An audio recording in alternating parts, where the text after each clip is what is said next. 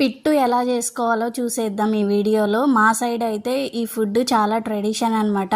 ఒక అమ్మాయికి ఒక స్పెషల్ అకేషన్లో చేస్తారు ప్రతి అమ్మాయికి. ఫస్ట్ ఏం లేదు, బియ్యం బాగా నానబెట్టేసుకోవాలి, 2 సార్లు కడిగేసుకొని 2 to 3 అవర్స్ వరకు నానబెట్టుకున్న తర్వాత ఆ బియ్యాన్ని మొత్తం వడగట్టేసుకొని నీళ్లు మొత్తం ఇంకిపోయిన తర్వాత మొత్తం మిక్సీ పట్టేసుకొని జల్లెడ పెట్టుకోవాలి. నూకుగా ఉండకూడదు, చాలా మెత్తగా ఉండాలి.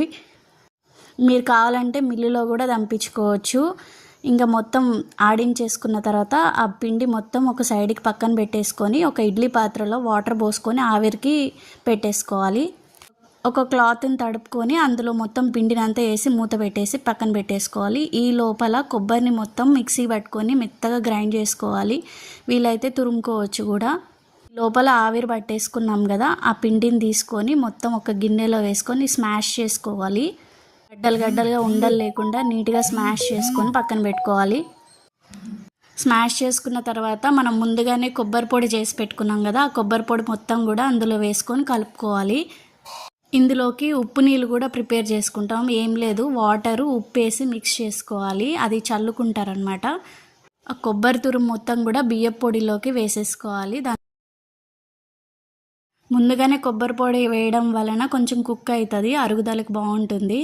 ఇంకా మొత్తం మిక్స్ చేసేసుకున్న తర్వాత మళ్ళీ సెకండ్ టైం స్టీమింగ్కి పెట్టుకోవాలి. ఫస్ట్ ఎలా అయితే పెట్టుకున్నామో మనం క్లాత్లో సేమ్ అలాగే ఈ పొడిని మొత్తం కూడా వేసేసుకోవాలి. ప్రాసెస్ చాలా టైం పడుతుంది, కానీ ఫుడ్ మాత్రం చాలా బాగుంటుంది. ఇలా ఫ్రై చేయడం అలాంటిది ఏం లేకుండా స్టీమ్ చేస్తాం కాబట్టి హెల్త్కి కూడా చాలా మంచిది. సెకండ్ టైం స్టీమింగ్ అయ్యే లోపల మనం బెల్లాన్ని నీట్గా పౌడర్ చేసి పెట్టుకోవాలి అందులో మిక్స్ చేసుకోవడానికి. చూడండి ఇలా అయిపోతుంది, ఆవిరి పెడతాం కదా అలాగా. ఇడ్లీలు ఎలా అయితే స్టీమ్ పెట్టుకుంటాం సేమ్ అలాగే, కాకపోతే ఇది క్లోజ్ చేసి పెట్టేస్తాము, ఓపెన్లో పెట్టాము. ఇందులో కావాల్సిన నెయ్యి ముందుగానే కరగబెట్టుకొని మనకి ఎంత కావాలో అంత వేసుకోవచ్చు, మన ఇష్టం అది. నెయ్యి కానీ బెల్లం కానీ మన టేస్ట్కి తగ్గట్టు వేసుకోవడమే, అంతే. చాలా ఈజీ సింపుల్ ప్రాసెస్. కాకపోతే 2 సార్లు స్టీమింగ్ చేయడం, అది కొంచెం లేట్ అవుతుంది. వీడియో నచ్చితే like and subscribe. Thank you for